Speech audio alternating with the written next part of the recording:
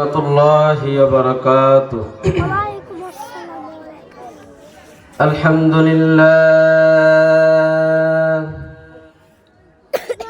الحمد لله الذي جعل الشمس والقمر بحسبان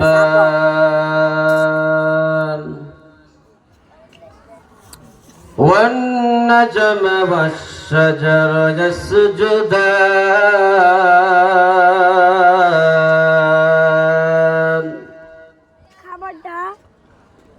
وفضل زمانا على زمان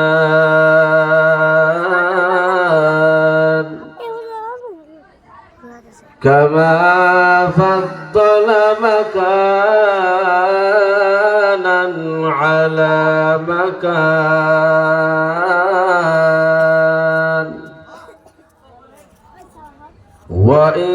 وإنسانا على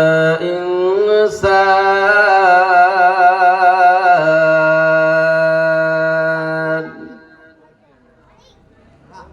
ونشهد أن لا إله إلا الله وحده لا شريك له لا جد له ولا ند له ولا مثل له ونشهد أن سيدنا وسندنا وحبيبنا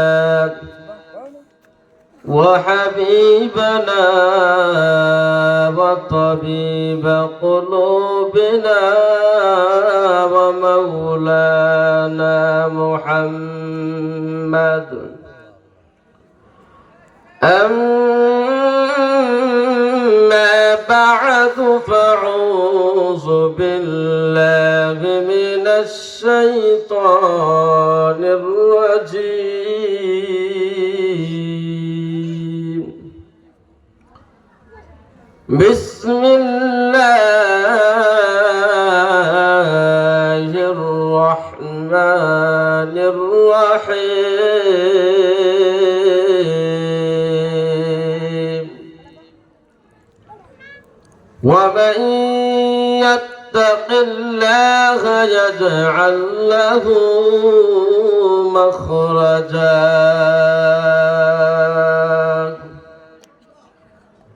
ويرزقه من حيث لا يحتسب ومن يتوكل على الله فهو حسبه إن الله بالغ أمره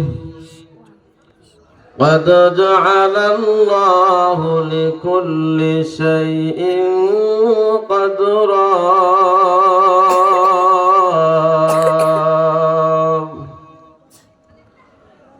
وقال رسول الله صلى الله عليه وسلم لا طاعة لمخلوق في معصية الخالق أو كما قال عليه الصلاة والسلام سبحانك لا علم لنا إلا ما علمتنا إنك أنت العليم الحكيم بذكر شهر چبینی در خروشست ولیدانا داری معنا که گوشست نه بلبل برغلس تسبیح خانست कि हर खारे बतशबीहश ज़बाने ज़िक्र हक़ आमद ग़िज़ाए जाहिरो मरहमा मुदई दिल मजरूह ला इलाहा इल्लल्लाह जुर ला इलाहा इल्लल्लाह ला इलाहा इल्लल्लाह ला इलाहा इल्लल्लाह হাসে খুশে থাকবে না টালবাহানা চলবে না হাসে খুশে থাকবে না টালবাহানা চলবে না আসবে রে কবর জামানা কবর যে বাই মাটির ঘর বুঝে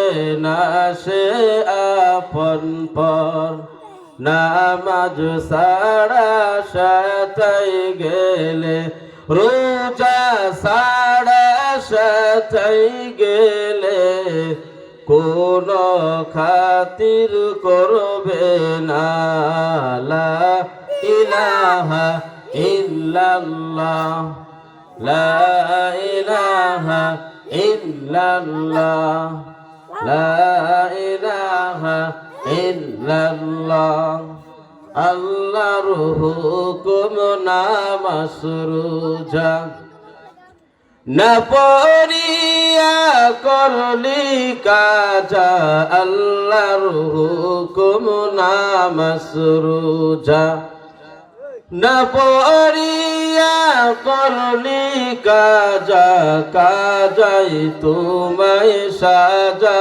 দেবে কাজাই তোমায় সাজা দেবে চির শান্তি মিলবে না আসবে রে কবর জামানা কবর যে বাই মাটির ঘর বুঝে না সে আপন পর নামাজ সারা সাতাই গেলে রোজা সারা সাতাই গেলে কোন খাতির করবে না লা ইলাহা ইল্লাল্লাহ লা ইলাহা ইল্লাল্লাহ লা ইলাহা ইল্লাল্লাহ লা ইলাহা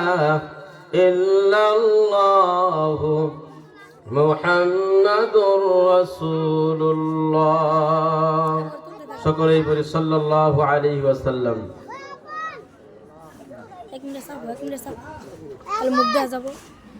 বাহির চর উত্তরপাড়া জামে মসজিদে উন্নয়ন কল্পে ইসলামী মহাসম্মেলনের সম্মানিত সভাপতি দূর দূরান্ত থেকে আগত আল্লাহ পাকের আশিকিন জাকিরিন শাকিরিন মুহিব্বিন মুরব্বিয়ান আযম কলিজার টুকরা আমার সমবয়সী যুবক বন্ধুগণ স্নেহের ছোট ভাই পর্দার আড়ালে অবস্থানরত সম্মানিত মা ও বোনেরা সৃষ্টির মহান শ্রেষ্ঠ দমে আল্লাহ রাব্বুল আলামিন আমাদেরকে 10 মায়ের 10 সন্তানকে একই জায়গায় আপন হয়ে জুরমিলে আসার বসার তৌফিক দান করলেন সেই মহান মালিকের দরবারে নিয়ামতের শুকর আদায়াতে মুসলমান হিসেবে ইমানের আওয়াজকে উঁচু করে উচ্চ কণ্ঠে কালিমাতু শুকর আদায় করি সকলেই বলি আলহামদুলিল্লাহ লক্ষ্য করি দরুদ ও সালাম সাইয়্যিদুল মুরসালিন রাহমাতুল লিল আলামিন খাতাবুন নবিয়্যিন সাইয়্যিদুল সাকালাইন ইমামুল মুরসালিন শফিক আযম রাসূল আকরাম রহমত আলম নবিয়ুল আরব আল আযম হাবিব কিবরিয়া আশরাফুল আম্বিয়া সৈয়দুল আম্বিয়া, শফিক মাহশার, সাকি কাউসার, আকায়ে নামদার, মদিনা কা তাজেদার, আফতাব নবুয়াত, ফখর মওজুদাত, সৈয়দুল মখলুকাত হযরত মুহাম্মদ রাসূলুল্লাহ, সকলেই বলি সাল্লাল্লাহু আলাইহি ওয়াসাল্লাম। ভাইদোস্ত বুজুর্গ, আমি আপনাদের সামনে মহাগ্রন্থ পবিত্র কালাম থেকে সূরা তালাকের 3 নং আয়াতের অংশ বিশেষ তেলাওয়াত করেছি। বিশ্ব নবী, শেষ নবী, মহানবী, শ্রেষ্ঠ নবী, জিন্দা নবী, হায়াতুন নবী সাল্লাল্লাহু আলাইহি ওয়াসাল্লামের অসংখ্য অগণিত অমীর পানির মধ্য থেকে এক টুকরা হাদিস পড়েছি। তেলাওয়াতকৃত আয়াতে কারিমা ও হাদিসে পাকের আলোকে সহি তরিকায় ইখলাস ও রুহানিয়াতের সমন্বয় কিছু কথা বলা এবং আপনাদেরকে শুনবার মতো ধৈর্য, হিম্মত, তৌফিক আল্লাহ পাক দান করুন, আমিন। আল্লাহ পাক রব্বুল আলামিন বলেন, وَمَن يَتَّقِ اللَّهَ يَجْعَل لَّهُ مَخْرَجًا। আল্লাহ রাব্বুল আলামিন বলেন, যে কেউ দুনিয়ায় আল্লাহকে ভয় করবে, আল্লাহ তাআলা তার সংকট থেকে উত্তরণের কোন পথ তৈরি করে দিবেন। আল্লাহ পাক রব্বুল আলামিন এই আয়াত নাজিল করে শানে নুজুল। শানে নুজুল বলা হয় যে আয়াত, যে ঘটনার উপরে যে আয়াতটা নাজিল হয়, সেই আয়াতটাকে শানে নুজুল বলা হয়। যে ঘটনার উপলক্ষে আয়াতটা নাজিল হয়, আল্লাহ পাক রব্বুল আলামিন রাসূল করিম সাল্লাল্লাহু আলাইহি ওয়াসাল্লাম যখন মক্কা থেকে মদিনায় হিজরত করেন, যখন মদিনায় হিজরত করার পরে আবু আইয়ুব আনসারীর বাড়িতে যখন অবস্থান করেন, নবী আলাইহিস সালাতু ওয়াস সালাম যখন মক্কা থেকে মদিনায় হিজরত করেন, হাজার হাজার মানুষ নবীজিকে দেখতে আসলেন। কেউ নবীজিকে দেখা মাত্রই মুসলমান হয়ে যায়, আবার কেউ দেখে সময় নাই। সেই সময়ের ভিতরে, সেই মদিনার ভিতরে আবু ইবনে মালিক একজন সিংহ পুরুষ ছিলেন, বড় নেতা ছিলেন, প্রভাবশালী ছিলেন। আউবের জীবনে একটা ইচ্ছা ছিল, আমি নবীজির সাথে সাক্ষাৎ করব, দেখা করব। কিন্তু বড় নেতা হওয়ার কারণে তার কর্মী বাহিনী তাকে সাক্ষাৎ করতে দেয় না। তার কর্মী বাহিনী জানে, যদি আমাদের নেতা সাহেব দেখা করে তাহলে নবীজির চেহারা দেখে মুসলমান হয়ে যাবে, তাহলে আমরা তো ক্ষতিগ্রস্ত হয়ে যাব। তাই নেতাকে দেখা সাক্ষাৎ করতে দেয় না। এরকম ভাবে চলতে চলতে 6 বছর চলে গেল। নবী আলাইহিস সালাতু ওয়াস সালাম মদিনাতে 10 বছর ছিলেন। একদিন নবী আলাইহিস সালাতু ওয়াস সালাম স্বপ্নে দেখাইলেন, এ আউফ ইবনে মালিক, আমি মদিনায় আসছি, তুই তো আমার সাথে দেখা করলি না। হাজার হাজার মানুষ দেখা করতে আসলো, তুই তো আমার সাথে দেখা করতে আসলি না। এই স্বপ্নে দেখা মাত্র তুই আমার সাথে দেখা করে যাবে। নবী আলাইহিস সালাতু ওয়াস সালামের স্বপ্ন দেখে আওয়াম আনসারী মালিক স্বপ্নে দেখে ঘুম থেকে জেগে নবীর দরবারে চলে গেলেন। নবীকে ডাকতেছে, ইয়া রাসূলুল্লাহ। ডাকার পরে নবী জবাব দিয়েছে, তুমি কে? আমি আওফ ইবনে মালিক। বসো। নবী আলাইহিস সালাতু ওয়াস সালামকে, নবী আলাইহিস সালাতু ওয়াস সালাম তাকে পাশে বসাইলেন। আওফ ইবনে মালিক বসানোর উপরে এসে দাঁড়িয়ে গেল, আর চোখের পানি ফেলতেছেন, আর বলতেছেন, নবী আপনার চেহারা তো সুন্দর, আগে জানতাম না। আমাকে কর্মী বাহিনী আসতে দেয় নাই, আপনি যখন আমার ছেলের বাড়িতে ছিলেন, আমি সেই দিনই দেখা করতাম, কিন্তু আমার কমি বাহিনী আমাকে আসতে দেয় নাই।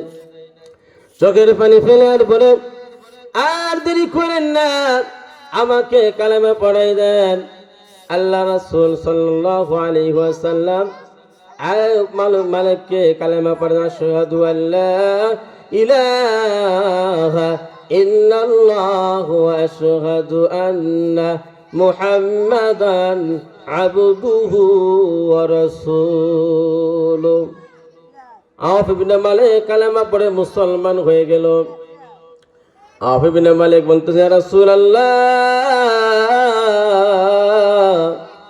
আমি কালেমা পড়ে মুসলমান হয়ে গেলাম, কেউ জানে না, কিন্তু যখন আমি বাড়ি চলে যাব, আগামীকাল আমার উপর ঝড় তুফান শুরু হবে, স্টিরুলার আমার উপরে চলবে।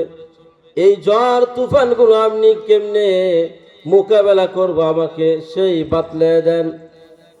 রাসূল করিম সাল্লাল্লাহু আলাইহি ওয়াসাল্লাম বলেন, হে আওফ ইবনে মালিক, তুমি আল্লাহর উপরে ভরসা করবা, আর বেশি বেশি আস্তাগফিরুল্লাহ পাঠ করবা, বেশি বেশি ইস্তিগফার পাঠ করবা, আর আল্লাহর উপর তাওয়াক্কুল করবা। কেউ তোমাকে কোনো কিছুই করতে পারবে না। যখন মদিনায় চলে গেলেন, তার বাসায় যখন চলে গেল, সমস্ত নেতারা জেনে গেছে আওফ ইবনে মালিক মুসলমান হয়ে গেছে। সমস্ত নেতারা তার বাড়িতে ঘেরাও করেছে, আসছে। আয়েশা বলতেছে, হে আওফ ইবনে মালিক, তুমি কি এই কাজটা ঠিক করলা? আমাদেরকে না জানিয়ে তুমি মুসলমান হয়ে গেল, আমাদেরকে একটু বললা না, এই কাজটা কি তুমি ঠিক করলা? আওফ ইবনে মালিক ডেকে বলে, না, কাজটা আমি ঠিক করি নাই। কালেমা আমার 6 বছর আগে 6 বছর আগে পড়া উচিত ছিল, কিন্তু আমি 6 বছর দেরি করেছি, এটা আমি ঠিক করি নাই, কিন্তু আমি কালেমা পড়াটা আমি সঠিক করেছি। জোরে বলেন সুবহানাল্লাহ। আমি কালেমা পড়ে সঠিক করেছি, ঈমান এনেছি। ঈমান আনলে অনেক কষ্ট আসবে, বাধা আসবে, বাধা আপত্তি আসবে। এই বাধাগুলো যদি আমি কি করতে পারি, বরদাস্ত করতে পারি, তাহলে আমাকে কষ্টের বিনিময়ে আল্লাহ তাআলা আমাকে জান্নাত দিবেন। যখন কাফেররা এরকম বলার পরে, দেখি তুমি এই মদিনায় কেমনে থাকো, তোমাকে সাইজ করব। তারা চলে গেল। চলে যাওয়ার পরে তার স্ত্রীর কাছে চলে গেল, যে বলতেছে, ভাবি সাহেব, ভাই এটা এমন কাজ করলো, আমাদেরকে না জানিয়ে মুসলমান হয়ে গেল। বিবি বলতেছে, আমিও তো জানি না, গভীর রাত্রে উঠে চলে গেছে, আমাকে বলে নাই। নেতারা বলতেছে, যাই হোক, তাহলে আওফ ইবনে মালিককে আমরা সাইজ করব, আপনি থাকবেন, আপনার নেতৃত্বে আমরা সাইজ করব।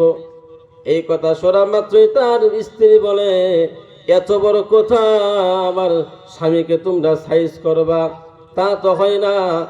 আওফ ইবনে মালিকের স্ত্রী তার কাছে যে মুসলমান হয়ে গেল। জোরে বলেন সুবহানাল্লাহ।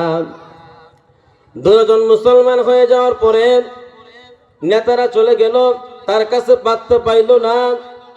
না পাওয়ার কারণে তার ছেলে আওফ ইবনে মালিকের ছেলে সালেম তার নিকটে চলে গেল। রাস্তায় দেখা হওয়ার পরে বলতেছে, হে সালেম, তুমি কি জানো তোমার মা বাবা মুসলমান হয়ে গেছে? সালেম বলতেছে, না, আমি তো জানি না। তাহলে আমরা সালেমকে বলতেছে, আমরা বাপদাদা ধর্ম পালন করি, তাহলে তোমার পিতা মাতাকে সাইজ করব, তুমি থাকবা তোমার নেতৃত্বে। এই কথা শোনা মাত্রই সালেম বলতে, যা, আমি বাড়িতে চলে যাইতাম, বাড়িতে না আছে, আমি নবীর দরবারে চলে যাব। সালেম নবীর দরবারে চলে গেছে। যে কালেমা পড়ে মুসলমান হয়ে গেছে, মুসলমান হয়ে যাওয়ার পরে তার পরিবারটা মুসলমান হয়ে গেল। আল্লাহ নবী বলেন, হে সালেম, তুমি সাবধানে থাকো, অনেক শত্রু আছে, তোমাদেরকে ঘায়েল করতে চাইবে, তোমাদেরকে ক্ষতি করতে চাইবে। তোমরা সাবধানে থাইকো, সন্ধ্যার পর বাড়ির থেকে বের হবে না। এই বলে বেশি বেশি ইস্তিগফার করবা, আল্লাহর উপর তাওয়াক্কুল করবা, আল্লাহ তাআলা তোমাদেরকে রক্ষা করবে, তোমাদেরকে সাহায্য করবে। যখন সালেম বাড়ি চলে আসতেছেন, কয়েকদিন পর আওফ ইবনে মালিক তার সন্তানকে টাকা দিয়ে বাজারে পাঠাইছেন যে তুমি যাও বাজার করে নিয়ে আসো। বাজারে যাওয়ার পরে বাজার করেছে। সালেম বাজার করার পরে বাজারে নিয়ে আসতেছেন বাড়িতে। আসার পথে রাস্তার ভিতরে অপহরণকারী 10 জন অপহরণকারী তাকে সালেমকে দুনো চোখ বেঁধে ফেললো, হাত বেঁধে ফেললো। চোখ হাত পা বেঁধে ফেলে বাজারগুলো কেড়ে নিল। ওই মদিনার রাস্তার ভিতরে যাইতেছে, তাদের জেলখানাগুলো হলো মাটির নিচে, তার লকাবের ভিতরে আটকে রাখছে। লকাবের ভিতরে আটকে বলতেছে, হে সালেম বলো তোমাকে কে বাঁচাবে? সালেম বলতেছেন, আমার আব্বা যেটা বলেছেন, আমার রাসূল যেটা বলেছেন, আমাকে আল্লাহ এই রক্ষা করবে, এই জগৎ থেকে, এই জেলখানা থেকে আমাকে আল্লাহ রক্ষা করবে। এই কথা বলার পরে আজান হয়ে গেল। আজান হয়ে যাওয়ার পরে সালেম বলতেছে, তোমরা ওযুর পানি দাও, ওযু করে আমি নামাজ আদায় করব। আল্লাহ আজান হইতেছে, আজান হয়ে নামাজ আদায় করব।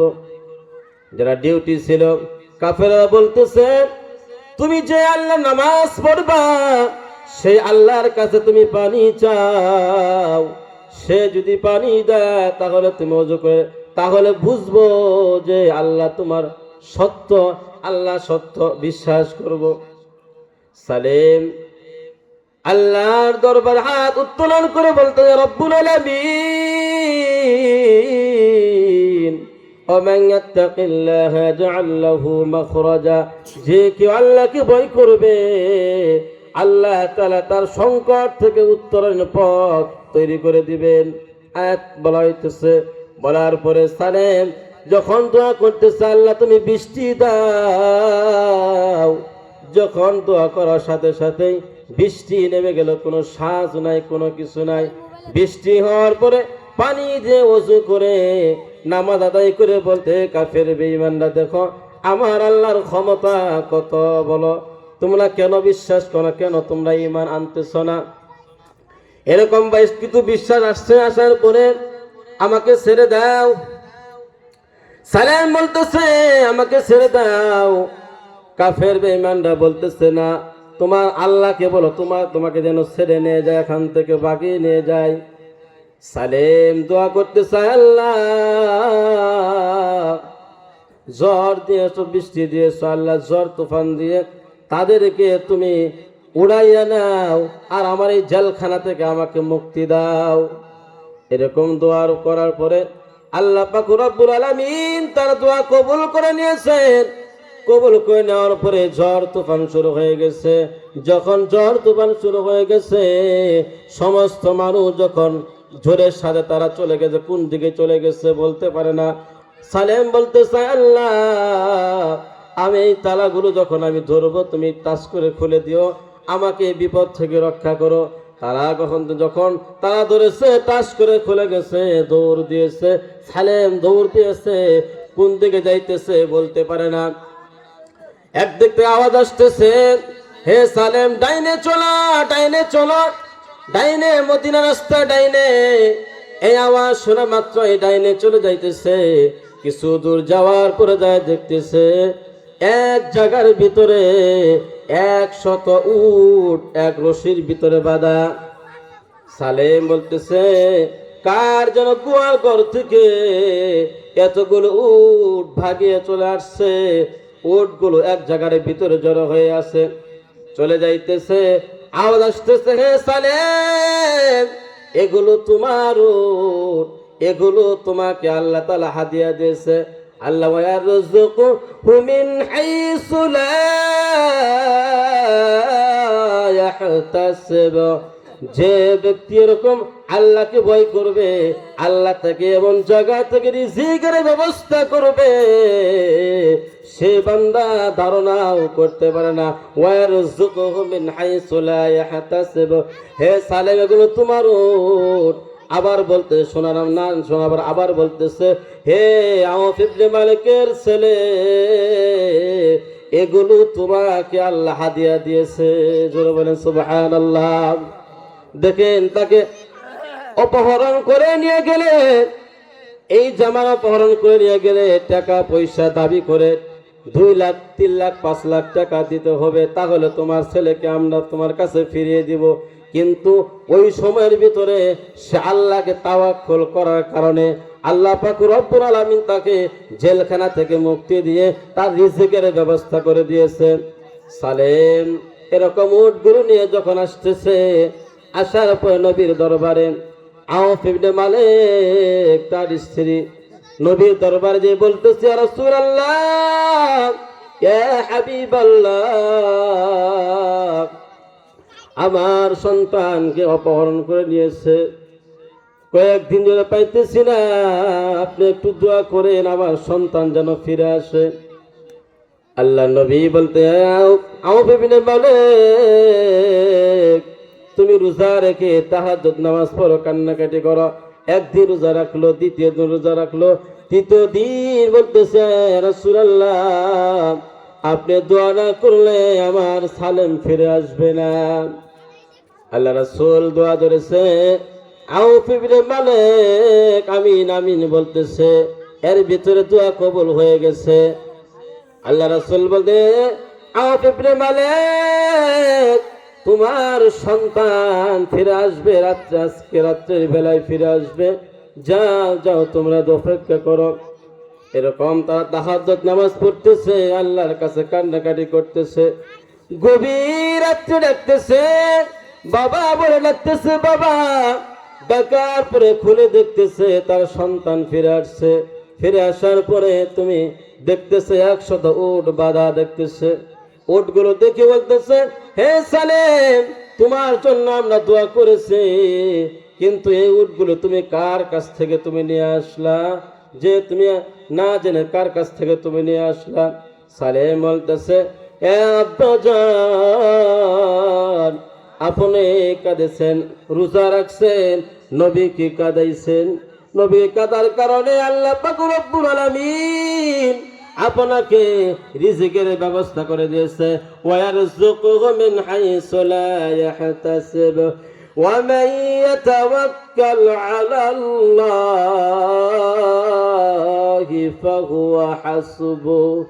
যে কেউ আল্লাহর উপর নির্ভর করে আল্লাহ তাআলা তার কাজকে সমাধান করে দেয়।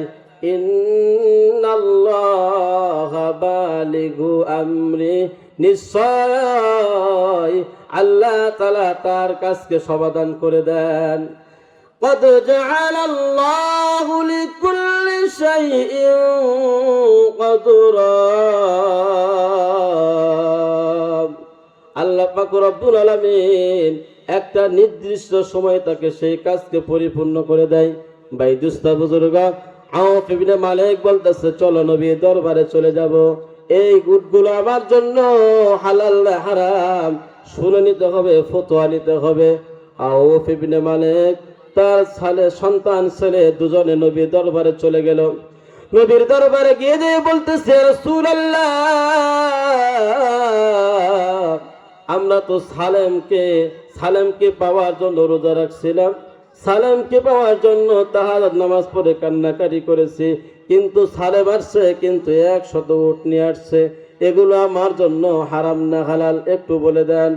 আল্লাহ রাব্বুল আলামিন রাসূল করিম সাল্লাল্লাহু আলাইহি ওয়াসাল্লামের কাছে ওহী নিয়ে আসলেন। জিবরাইল আলাইহিস সালাতু ওয়াস সালাম আয়াত নিয়ে আসলেন, ওয়া মান ইয়াত্তাকিল্লাহা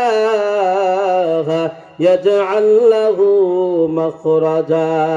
যে কেউ আল্লাহকে ভয় করবে, আল্লাহ তাআলা সংকট থেকে উত্তরণের ব্যবস্থা করে দিবেন। ওয়া ইয়ারযুকুহু মিন হাইসু লা ইয়াহতাসিব, তাকে এমন স্থান থেকে রিজিকের ব্যবস্থা করে দিবে যে তার ধারণার বাহিরে। ভাই দুস্থ বুজুর্গ, আল্লাহ পাক রব্বুল আলামিন যদি আমরা কাজ করে যাই, ঈমান যদি আমরা দৌলত নিয়ে চলতে পারি, দুনিয়ার জগৎ থেকে যাইতে পারি, ওই কবরের ভিতরে আমার জন্য শান্তি অপেক্ষা করতেছে। আর কবর জগৎ আমার আপনার আমার সুন্দর হবে, আখিরাত আমার সুন্দর হবে। এই দুনিয়া ছেড়ে আমাদেরকে একদিন চলে যাইতে হবে। এই দুনিয়া থাকার জায়গা না, দুনিয়াটা হলো আমার ক্ষণস্থায়ী জিন্দেগি। আর দুনিয়া মাজরাতুল আখিরা, দুনিয়াটা হলো আখিরাতের খেত।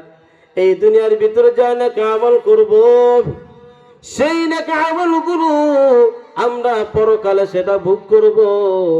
আর যদি আমি নেক আমল না করি, তাহলে পরকালে কিন্তু আমাদের আফসোস আসবে। একটা ঘটনা মনে হয়ে গেল, এক রাজা তার 3 জন উজিরকে 10,000 টাকা দিয়ে তাদেরকে বাজারে পাঠাইছে। উজির বলেছে, তোমরা সকলে 10,000, তুমি 10,000 টাকার বাজার করবা। সকলকে বাজার করতে বলা হয়েছে। 3 জন বাজারে চলে গেল। বাজারে চলে যাওয়ার পরে একজন ভাবতেছে, মনে মনে ভাবতেছে, 10,000 টাকা আমাকে বাজার করতে বলেছে, আমাকে তো আর হিসাব নিবে না, আমি 5,000 টাকার বাজার করব।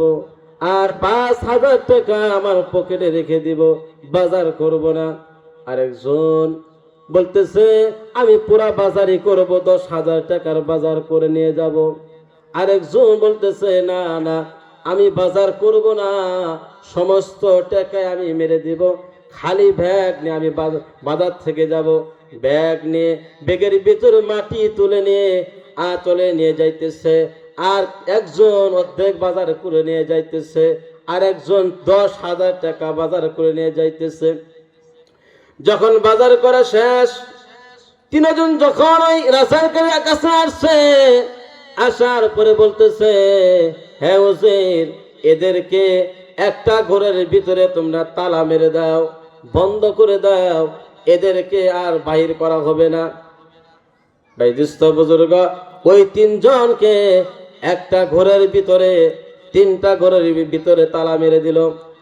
যে ব্যক্তি 10,000 টাকা বাজার করেছে, তার কিন্তু কষ্ট হবে না। সে সমস্ত কিছু কিনেছে, তেল লবণ সমস্ত কিছু কিনে নিয়েছে।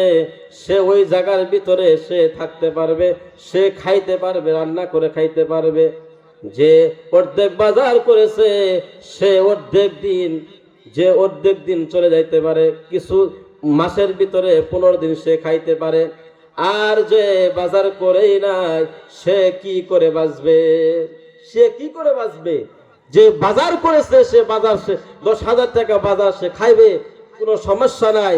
আর 5,000 টাকার বাজার করছে, তার কোনো সমস্যা নাই। যে একেবারে বাজার করে নাই, সে চিন্তায় পড়ে যাবে, হায় আমি কি করলাম, আফসোস করবে। ভাই দুস্থ বুজুর্গ, হায়াতের জিন্দেগি আমাদেরকে সময় দিয়েছেন আখিরাতের বাজার করার জন্য। যারা এই আখিরাতের বাজার করে আমরা নিয়ে যাব, ওই কবরের ভিতরে আমার কি থাকবে? আপ্যায়ন থাকবে, সুন্দর বাসস্থান থাকবে, কবরটা জান্নাতের টুকরা হবে। আর যদি আমি আমল না নিয়ে যাই, ওই কবরের ভিতরে কিন্তু কি থাকবে? সাপ বিচ্ছু থাকবে। ভাই দুস্থ বুজুর্গ, নৌকা কিন্তু পানির উপরেই চলে, কিন্তু নৌকার ভিতরে পানি প্রবেশ করানো যাবে না। নৌকার ভিতরে পানি প্রবেশ করলে নৌকা ডুবে যাবে। কিন্তু আমরা বুঝি না, কিন্তু দুনিয়ার মহব্বত অন্তরের ভিতরে নেওয়া যাবে না। এই মৃত্যু আমাদেরকে ধরবেই, আমি যেখানেই থাকি না কেন। আইনামা তাকুনু ইদরাকুমুল মাউত ওয়ালাউ কুনতুম ফি বুরুজিন মুশাইয়াদা। ও বান্দা, তোমাকে আমি ছেড়ে দিলাম, তোমাকে আমি দুনিয়ার ভিতরে ছেড়ে দিলাম, তুমি যেখানেই থাকো না কেন, তোমাকে কিন্তু মৃত্যু তোমাকে পাকড়াও করবে। তুমি যেখানে দৌড় দাও না কেন, মরণ থেকে যতই পালাও, মরণ তোমায় নেবে গিরি। যদি শুধু আকাশ পানে লুকাও সাতাই লাগিয়ে শিরিন। নদী পথে নৌকা চালাও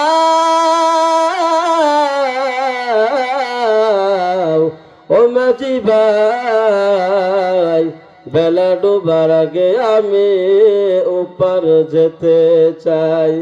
ডুবে গেলে বেলা যে আর ওঠে না, ভেঙ্গে গেলে মেলা যে আর জমে না। এই হায়াতের জিন্দিগির ভিতরে 3.5 হাত বটির গাড়ি আমি চালাইতেছি। আমি কাকে আমি ড্রাইভার বানাইলাম? যদি আমি ফেরেশতাকে ড্রাইভার বানাই, এই ড্রাইভার আমার গাড়ি চালাইয়া চালাইয়া জান্নাতে নিয়ে যাবে। আর যদি আমি আমার 3.5 হাত বটির গাড়ি যদি আমি শয়তানের হাতে তুলে দেই, তাহলে সেই শয়তান গাড়ি বায়া বায়া আমাকে সেই জাহান্নামের ভিতরে নিয়ে যাবে। ও ভাই দুস্থ বুজুর্গ, আপনি কেমনে বুঝবেন আমার 3.5 হাত মাটির গাড়ি আমি ফেরেশতার হাতে দিয়েছি? যখন আপনার মন চাইবে, আজান হওয়ার পরে নামাজ পড়তে মন চাবে, গুনাহ ছাড়তে মন চাবে, আল্লাহর ইবাদত বندگی করতে মন চাবে, মনের ভিতরে উৎফুল্ল লাগবে, শান্তি লাগবে, বুঝতে হবে আমার গাড়ি ড্রাইভার হলো ফেরেশতা হয়ে গেছে। তার মাধ্যমে সে নেক আমল করবে, বদ আমল করবে না।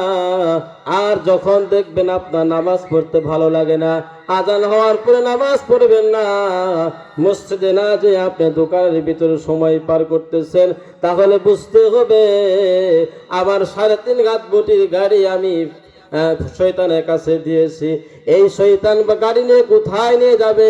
শেষ ঠিকানা হলো জাহান্নাম।